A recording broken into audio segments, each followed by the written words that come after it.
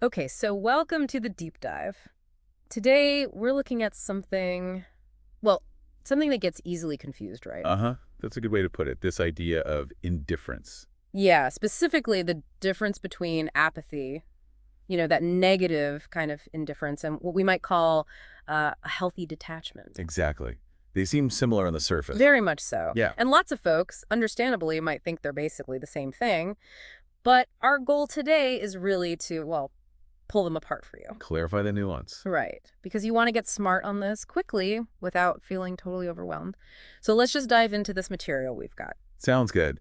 And the source we're using, it really highlights this confusion from the get-go. How so? Well, it says a common mistake is equating that apathy, this sum, with this other concept, the IoT, which we're calling healthy indifference. Okay.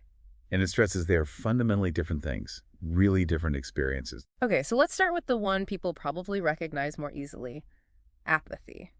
The sujja. What's the core of that, according to the source? Right. So the material describes it as basically a lack of energy Okay, low energy. and also a lack of empathy, just sort of flat. Hmm. It's not really connecting. Yeah, it paints it as a generally negative state overall. And interestingly, the source actually suggests this kind of apathy. Hmm. It's become pretty widespread in modern society. Wow, okay, so that feeling of just not caring, not engaging emotionally, not having the energy for it, that's the bad kind. That's, yes, the Yes. apathy we want to distinguish. Got it. So now let's pivot to the other side, this idea of healthy indifference, the ill you. I imagine hearing healthy and indifference together might sound a bit odd to some listeners. It can, definitely. And the source acknowledges that, the word indifference itself often has negative baggage. You usually think it's bad to be indifferent. But here's what's really fascinating. This specific kind of indifference, this healthy version, it's actually seen positively in some traditions, Oh, like where? specifically Eastern traditions. The source points directly to Hindu karma yoga. Karma yoga. Okay, so this isn't about just checking out or being passive then. What makes this indifference different? What makes it healthy? That's the key question. The source explains that at its core, this healthy indifference, it's about acting without self-interest as the main driver. Okay, less about what's in it for me. Exactly. It's about acting without that selfish motivation or being overly attached to, personal gain from the action. The focus shifts Shifts to what? to the action itself, What? doing the right thing or what you perceive as the right thing, rather than being fixated on achieving a specific outcome for yourself. That's a pretty big shift in perspective. So less about the personal reward, more about the act itself. Okay. The source then goes on to describe how a, quote, normal, healthy person deals with imperfection. Can you walk us through that? Sure, it lays out a kind of process.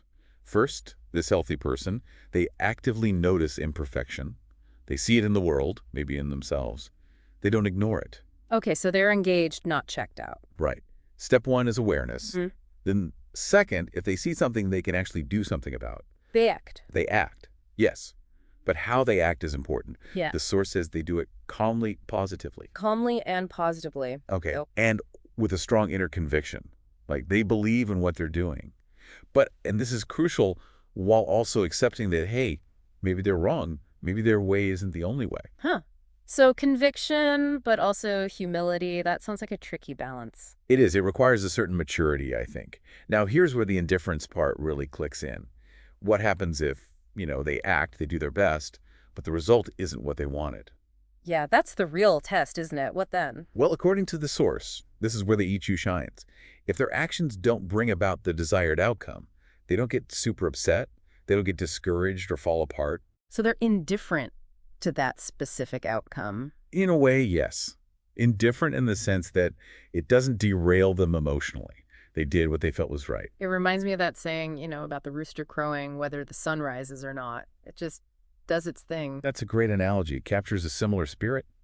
The source implies exactly that. You see an issue, you respond, you act based on your conviction. And if it works, great. If not, If not, the healthy response is to accept that outcome yeah. without letting it crush you. Acknowledge the effort, sure, but avoid getting bogged down in disappointment or frustration. Okay. And then just stop. No, that's the other key part. You accept the outcome, learn what you can, maybe, and then you move forward. Positively. Ready to face the next challenge. It sounds like resilience, almost, but tied to this specific kind of detachment. You could definitely call it a form of resilience. Think about, say, a dedicated gardener. They water, they weed, they give sunlight, Right. but then an unexpected frost hits and damages some plants. The gardener's disappointed, sure, but they don't just give up and curse the sky. They assess, maybe learn something about frost protection for next time, and then they replant. They keep gardening. That's kind of the attitude. Indifference to that specific setback, but continued engagement. Okay, that example helps. So it's absolutely not about being emotionless or robotic. In fact, the source uses this really interesting phrasing, being extremely non-unfeeling. Yes. Wabe? Deeply feeling, deeply engaged. While simultaneously being extremely indifferent to see imperfection. That sounds like, well, holding two opposites at once. It is a paradox, Oh, isn't yeah. it? But that's the state it describes. The goal is to be incredibly caring, incredibly engaged when you see problems or things that need addressing. Okay, the non-unfeeling part. Right. But at the same time, to be detached from your ego's need for things to turn out exactly the way you want. Detached from needing perfection or a specific personal win. That's the indifference to imperfection part. Wow. Okay, so bringing this back to you, the listener, why aim for this? What's the actual payoff for cultivating this uh, good indifference? Well, the source suggests a really significant benefit. Basically, fewer negative reactions in your own life. Less frustration, less anger, less disappointment when things go sideways. Ah, okay. So it impacts your own internal state. Massively. It frames it almost like a detoxification process, Mm-hmm. a kind of personal growth practice. Now, it's not saying you'll never feel negative emotions again. That would be unrealistic. Right. But by practicing this healthy detachment, this ailship, those negative reactions should, over time, lessen. They won't hit as hard or happen as often. That makes sense. Think about how much mental and emotional energy we burn just being frustrated that things aren't perfect or didn't go our way. Exactly. This approach is about conserving that energy, keeping your cool, staying effective. Even when the world doesn't cooperate perfectly, you redirect that energy more constructively. So instead of getting completely knocked off balance by a setback or a result that's, less than ideal, You can acknowledge it, maybe learn something, but keep moving forward without all that heavy emotional baggage slowing you down. precisely. It's about maintaining your inner equilibrium, your effectiveness, regardless of the external turbulence. Okay, let's quickly recap then. We've got bad indifference, that's apathy, a show. Yeah. It's low energy, low empathy, generally negative. Check. Then we've got good indifference. Yeah. This isn't about not caring. It's about acting with intention, with conviction. But without being driven purely by selfish attachment to getting a specific outcome. Right, and accepting whatever result comes with a degree of equanimity. And then continuing to engage positively. That sums it up nicely. The crucial takeaway is seeing these not as shades of the same thing, but as distinct, almost opposing states of being.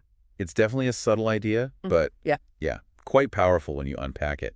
This has been really clarifying. Glad it helped connect the dots. So for you listening, here's something to chew on. Think about a time you felt really frustrated or discouraged by an outcome.